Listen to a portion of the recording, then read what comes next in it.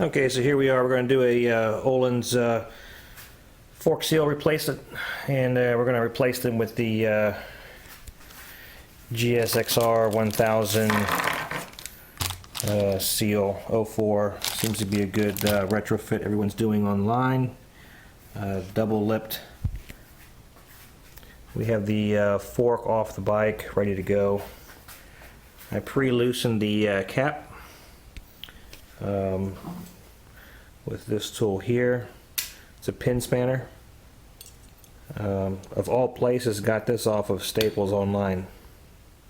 It's adjustable so you can spread the width between those pins, and it comes with an assortment of other pins in case you have other things to do. I have a slave, a factory slave that could probably fit on as well. And over here we have a vise with a wood clamp and some supports. So let's go ahead and get this done. Okay, here we are again. We have the Ohlins fork in the wood clamp. We have some support down here. As I mentioned earlier, when it was on the bike, I went ahead and loosened the cap. That way we don't have to clamp down on anything here too hard to get this off. There are specialty tools you can get, Ohlins tools. I have with me today a pin spanner. Basically, you insert the two pins into these, and then you just give it a turn. Yeah, I can do this one-handed. As you see, the top is just spinning.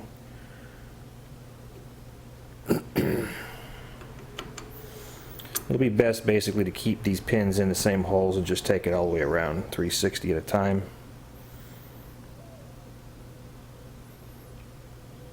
And let me go ahead and get that done and we'll come back.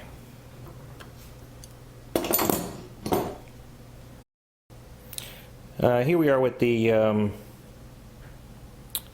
fork in the wood clamp, very gently. There's not too much clamping pressure on that. Before we get started, we want to take the dampening and turn that set screw out there all the way counterclockwise to basically take off all the dampening so that the fluid can flow freely. Same thing with the rebound inside that center set screw. That allows this fork to be pushed in and out very easily against the spring pressure. Something else I did was before removing it from the bike, we loosened this up with the pin spanner wrench. There are specialty tools that one can get, but we have here a pin spanner. It's adjustable. You basically just adjust it, fit it into pins, and give it a turn. Since it's loose, it probably will turn automatically or easily here, and it does. I'm going to go ahead and follow that around a couple of times to get the cap off, and then we'll come back here. Okay, well, I got the cap coming off pretty freely now, so let's go ahead and give this a few more turns. As you can see, there's an O-ring, and then we're starting to see the exposed threads on the cap. Basically keep taking this around until we hear the thread skip off the end track. I think that was it. Let's do it one more time.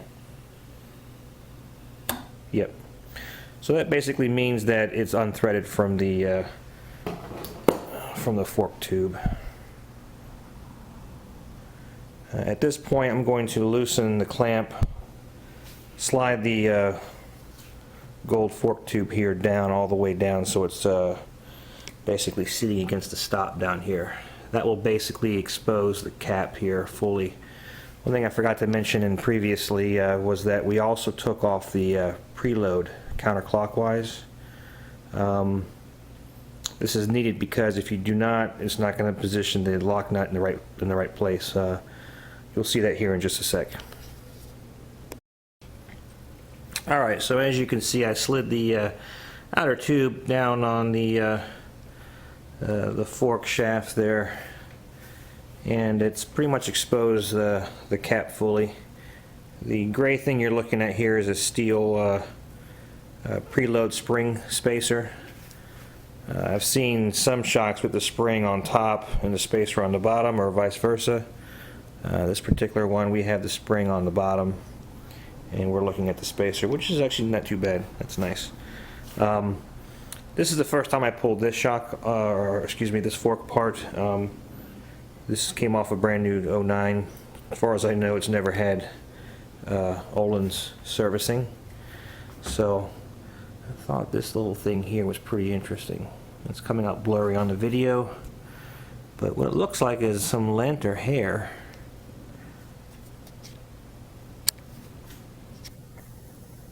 It came on the inside here. I'm probably not going to get that to focus.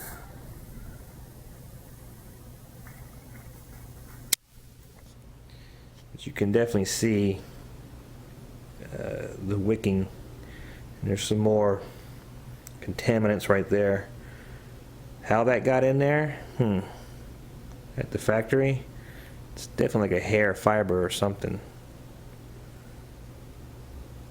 So, quite dirty inside what would be normally a sealed piece of equipment.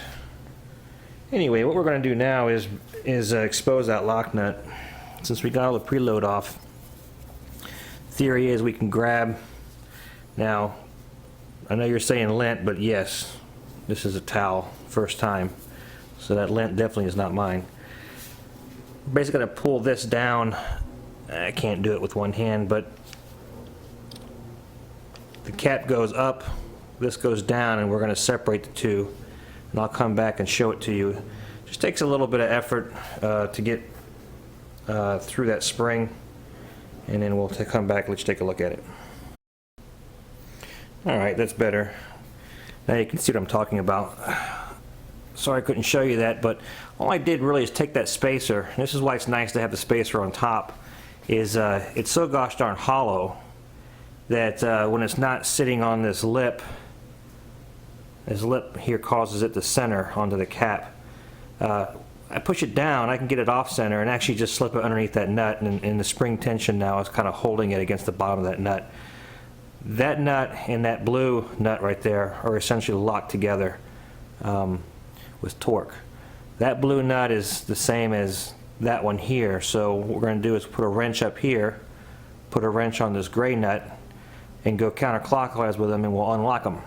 At that point, it should free us up to screw the entire cap off the top here.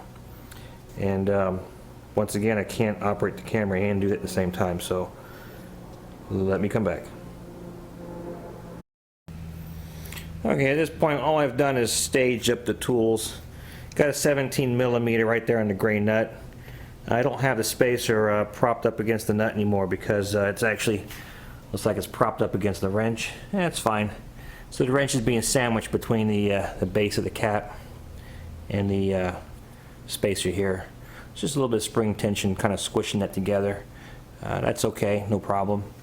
Obviously we can't get a wrench on that blue nut there, so we're going to get it on its counterpart up top here.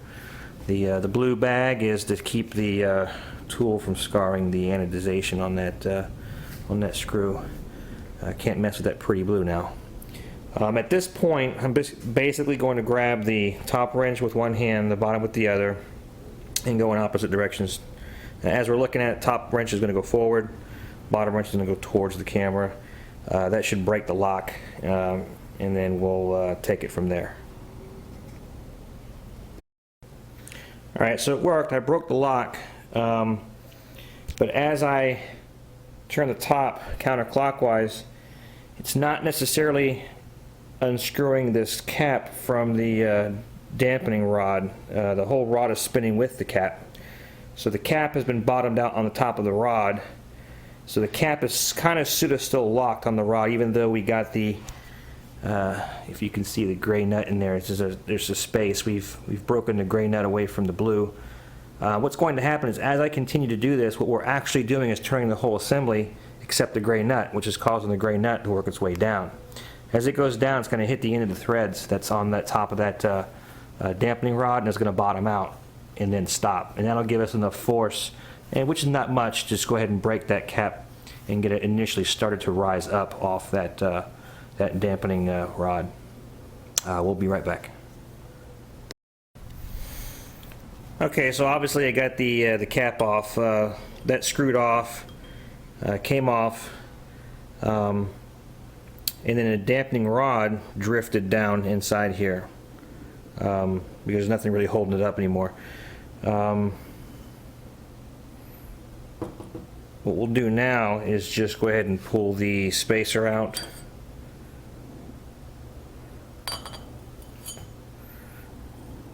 And then if we look down in here, we can see the dampening rod that drifted down. It was, with the spacer installed, you grab it, it was up here about right here. And if you let it go, gravity's just going to let it settle down. Here's the rebound, I guess the rebound rod. It doesn't do much other than transfer. If you see here, I could push it in. It's got a bit of a spring to it. There's like a needle valve at the bottom on a spring, and so as you turn the damping adjuster, it'll push a little button inside there down onto that rod, and essentially push this rod down, closing off the little pinhole down there. And that's how you adjust the rebound dampening. So that's nothing more than just an extension. It's more of a mechanical extension. Even though it's a tube, there's really no fluid designed to run through this, and it doesn't have a top or a bottom as far as I can tell, so no worries about which way it goes in. But we'll keep it attitude correct anyways. At this point, we can take that nut all the rest of the way off, and then we'll be able to fish out the whatchamacallit. I haven't heard one of those in a while, but I don't know the lingo. There's a little spacer between the other spacer and the spring down there, so we'll go ahead and let the rod slip back in. Now it's important not to push the rod up and down too fast at this stage because you got liquid in there, and the back pressure is going to push the hydraulic fluid, or rather the fork fluid, up this too fast, especially if you go up. There it goes, see there? And it's actually going to push that entire pin spring assembly up and out, and you might lose it. So let's not do that too much right now. I got myself just a little wire. Okay, a little galvanized wire. I'm going to go in there and fish out this the spacer thingy.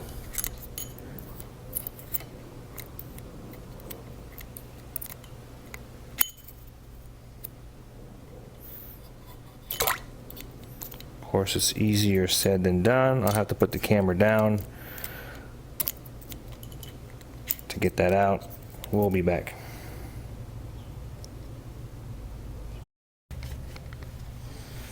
Okay, so here we are. This is what I was trying to fish out, this little spacer thing here. Go ahead and take that off.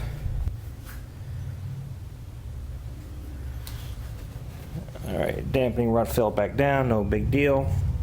What's in there now is the spring, so it should be a little easier to fish out. Let me see if I can do that while I'm holding the camera. There it is.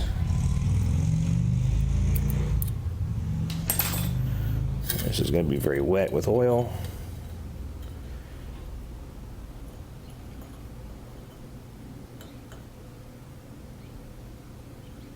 And I'll set that over here in a towel as well.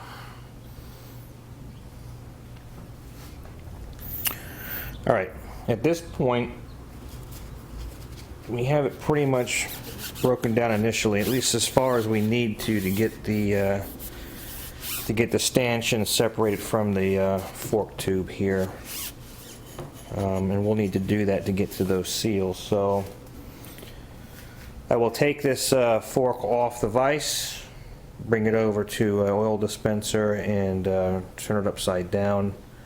When I do that, remember the needle check valve that's down here with the spring. We're gonna watch for that to come out.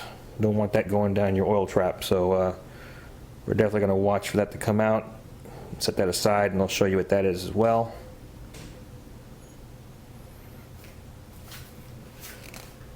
And we'll come back.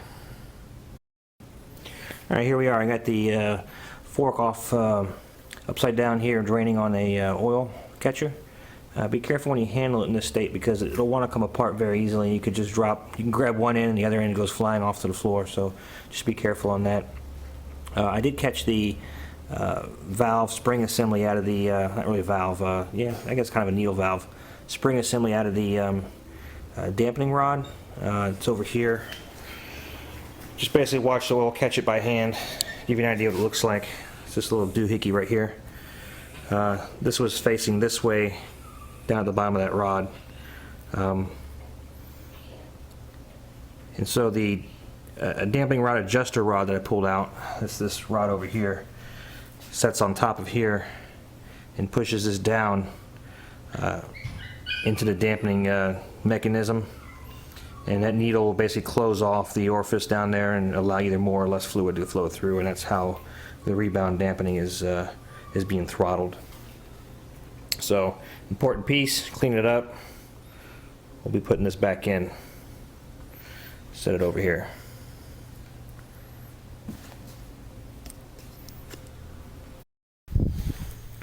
Okay, so all I've done here is went ahead and slid the stanchion out of the fork tube. I'll let the stanchion just stay upside down there and continue to drain off. We'll do some house cleaning on that lower end there before we put it together. And it looks okay. So this is the end we want here. This is the important piece. So let's get this back over to the vise and we'll work on getting these seals off.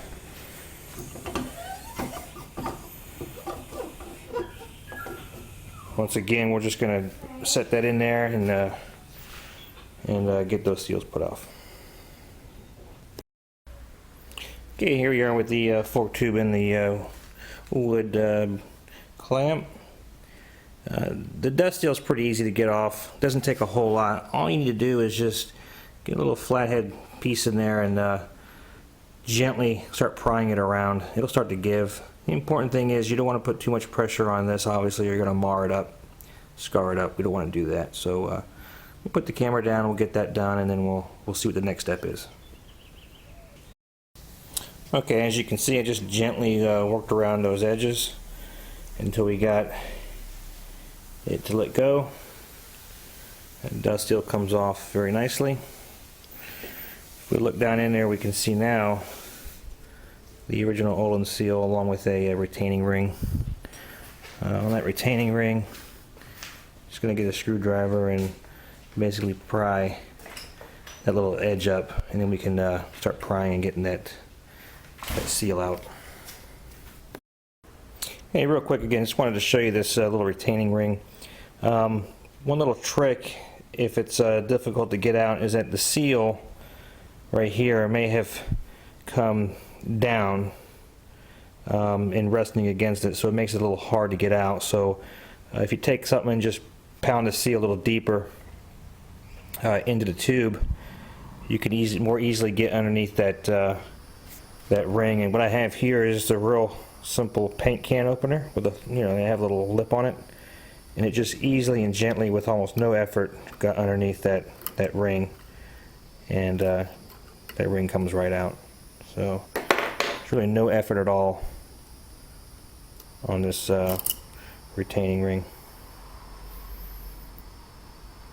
Not so true with that seal, so we're going to get in there and probably use a wood block here to protect the lip. We'll get in there with a screwdriver and try and work it up in an upward motion and keep going around until we get that to negotiate its way out of there. All the time, careful not to poke too deep and scar up the inside. That would be a very bad thing, so just something to be mindful of. Okay, slightly different strategy here is actually to get in there with this wood and pry up. Was sticking, so I just gave it just a gentle whack back here with a hammer.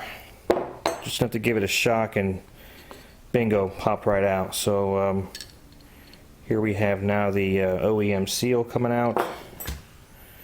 And last but not least, there is a washer seat ring here. This ring does have a bit of a smooth side and a machine side, so take note the smooth side goes toward the seal. And we'll just set that over here with the rest of the junk. All that's left here really is to clean that up, get all the old oil out, make sure there's nothing other else in there, contaminants, shavings, whatnot. And then we'll put some fork grease on there. We have some right here. We'll just basically lube that up a bit before we start putting it back together. The OEM seal, this one's not shot, the other one was. I'm just taking a video of my second fork here. Looks quite different than the GSXR-1000 seal. The main difference here is, excuse me, I grabbed the wrong part. That's the dust cover. Here's the seal. So the OEM has pretty much a outer lip, and there is an inner one right there. And it looks like it's double ribbed. You can see those two reflections, and they're kind of facing inward. So those are basically the ones that are going to keep the oil inside the fork. Behind that, those double ribs, is a tension spring. You might just pick that gray thing up back there. So that kind of keeps tension on there. The GSXR seal, a little bit different. Go ahead and bust that out. It basically has two lips as well. Directionality, I would assume, is this way down. But on the inside seal, it's got a spring tensioner, and it's got one over here on the return. So perhaps that's what makes this seal a little bit more superior than the OEM. Thickness wise, they are a little different, but might be just the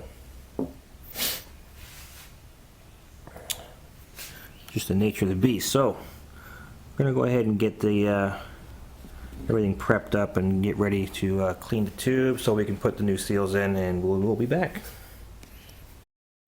Okay, so just real quick, since we have the OEM seal out, this is what we're dealing with. This seal was not defective, it's just replacing it in tandem with the fork that I had problems with. But right next to it over here is the GSXR-1000 seal off of the 04 K4 model. Community says that this seal is superior to that one. Yeah, we'll give it a go, see how it works. I can tell that they're different right off the bat.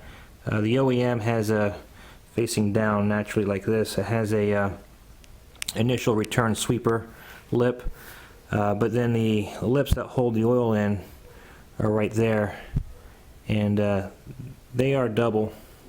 They're double textured, if I should say. Inside here, behind those lips, is the actual tension spring.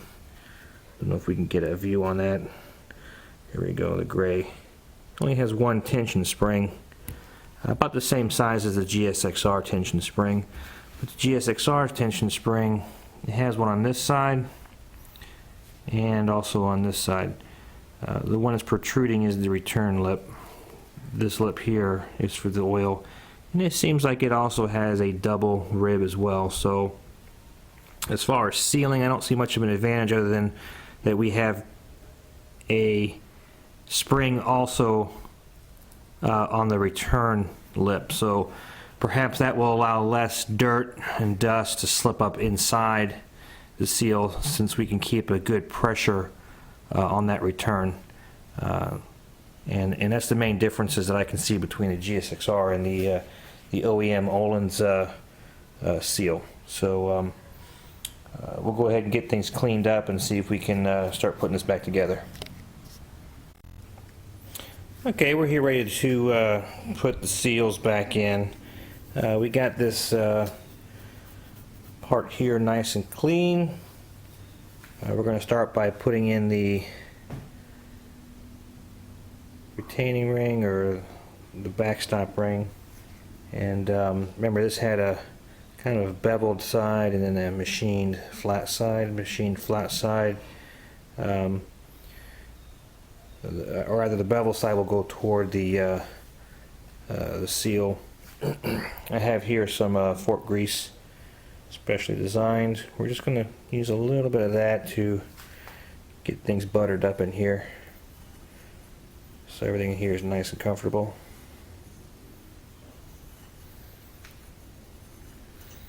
Not overkill, just get that freshened up a bit.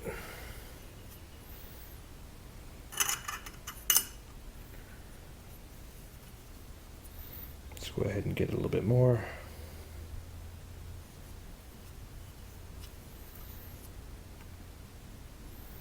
And go ahead and put some on the outside of the new seal. Let me grab some more.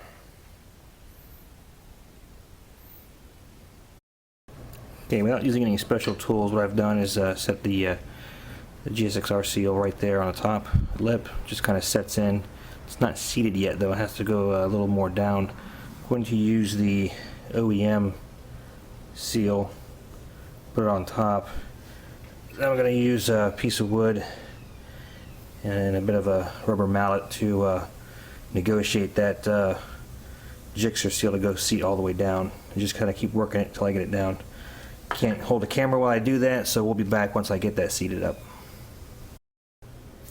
Alright, that seemed to work pretty well. As you can see now, that seal is down there far enough so that we can get the retaining ring back in there to sit back there in that groove. Can I do this one-handed? Perhaps. Not much to it. Oh, a little bit more. There we go. So the retaining ring is in place. As you see, the seal is sitting down quite a bit further, which is fine. We need to push this side down just a little bit more. Okay, so I got the fork tube back in the wooden brace here. The new GSXR seal is installed. Everything's seated properly. The retaining ring is in there. We just need to perhaps lube up the actual mating surface here of the seal with fork grease.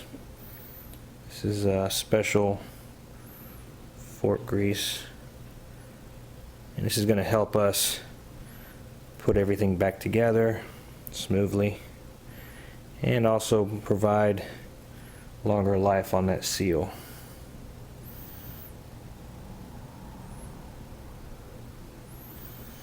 Next is the dust cap.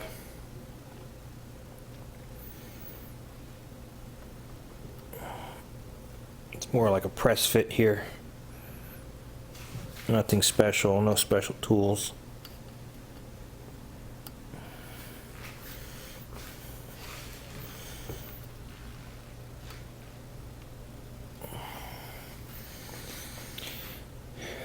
We'll get a little bit of thin layer on that as well, just to keep anything from binding.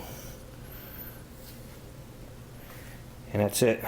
At this point, we're ready to go ahead and grab the stanchion and slide it back together.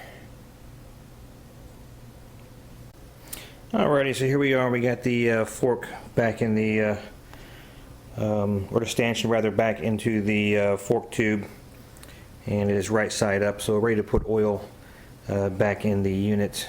All the seals are installed, brand new seals, everything looks good.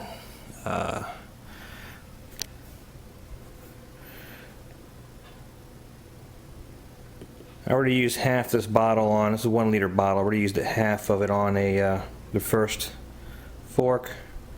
So just going to go ahead and top this off with the rest of the oil.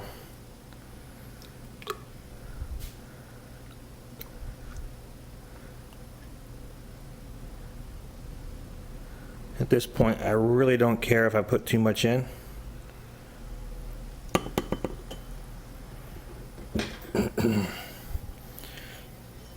Going to go in here and see if we can get this to start working the air out.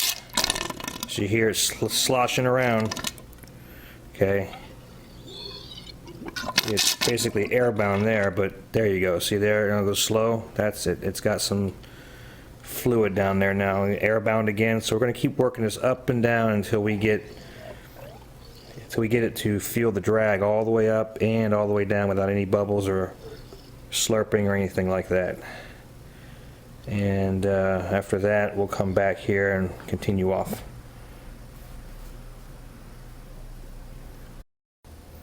Okay, I just want to demonstrate a little bit. We poured some fresh oil in this fork, and I want to show you how we're purging the air out. If we lift up on a dampening rod, we're going against rebound dampening, and since there isn't any, we can pull up pretty easily. Since we also taken off all the compression dampening, we can also push this rod down with not too much effort either. What I'm doing here is I'm pushing it down, bringing it up slightly, and the rebound dampening is sending fluid up the rebound or the dampening rod. And it was kicking out a lot of bubbles a moment ago and making noises, but now as you see, it's a pretty smooth geyser and no sounds, and so this is telling me that we got a lot of the air out of the system and we're ready to move on to the next step here. And there you have it. Let it go and it smoothly descends. That's what we're looking for.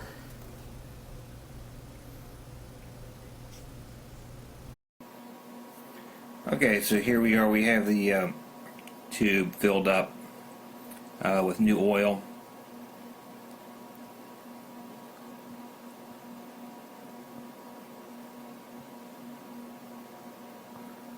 Right there, we're going to put the rebound spring back in. Just drop it right down into the dampening rod. Of course, the needle valve here is going to go in the downward position, and it's just going to slide easily down as well. It's just going to settle. With the oil in there, it's going to take a while for them to hit the bottom, so what we're going to do is go ahead and get the rebound adjuster rod and put that in there as well. Just basically sit that in. It doesn't really matter which way it goes in. It's just an actuation rod, and we'll go ahead and let that slide in.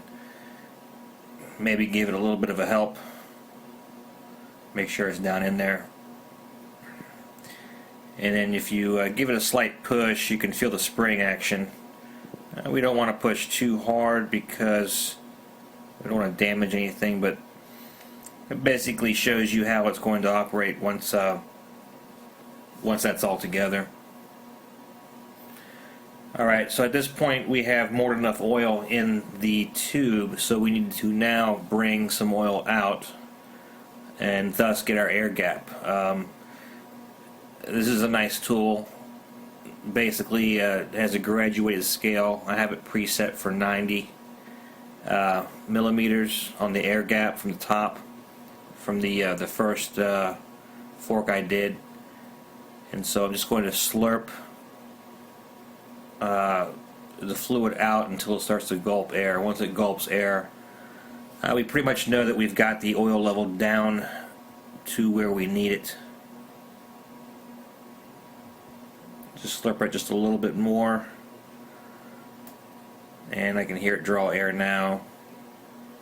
So we pretty much got the level to match exactly where we had the other shock as well.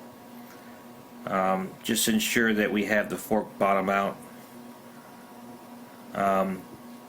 This is done without the spring and without the spacers. If you put Okay, so at this point we got the oil back in, we got the it leveled off according to spec.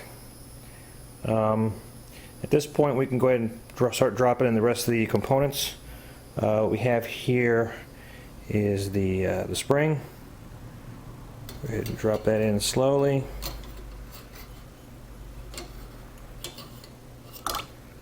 Just rest on the bottom.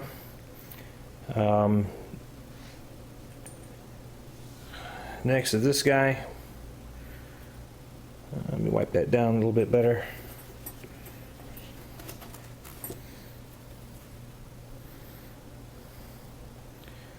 Okay, very clean.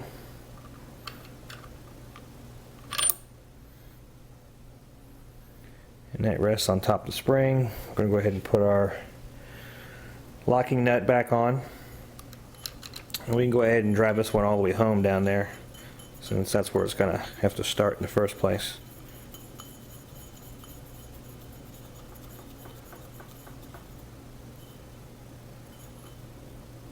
Okay, so that's in there as well. Last but not least, we have the spring spacer, whatever you guys call this thing. The problem here is, if you drop that in, there's no way you're going to be able to fish the dampening rod out so that you can connect this back up.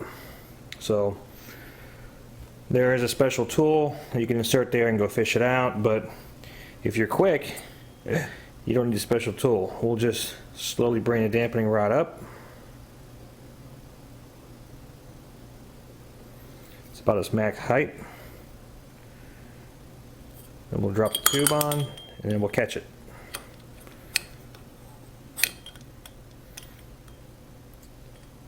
And there you go. As you see, no special tool needed, and I have got it.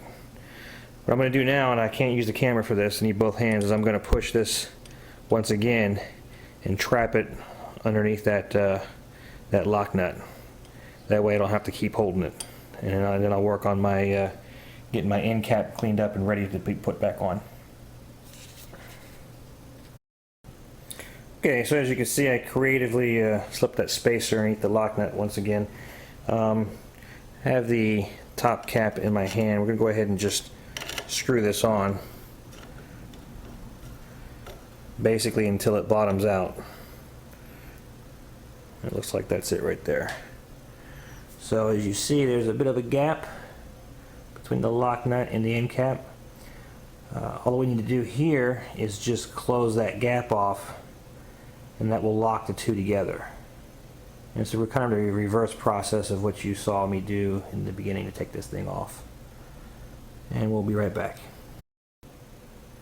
Okay, so there we are. We basically have the top cap locked back onto the dampening system, and all that's left now is to loosen up the wood clamp there so that we can slide the fork tube back up the stanchion, so that these two threads can meet, and we'll be done with the assembly. And next will be the initial prescribed settings. Also, just take a note, I'm going to put a little bit of this grease around the O-ring and some on the threads here so that everything seats all nicely. Alright, that's pretty much it. We're done with the reassembly. All we got left to do now is to redial in the spring preload, dial in the factory or the manufacturer setting for rebound, and then the setting for compression. and we should be good to go. A little bit of a push test here.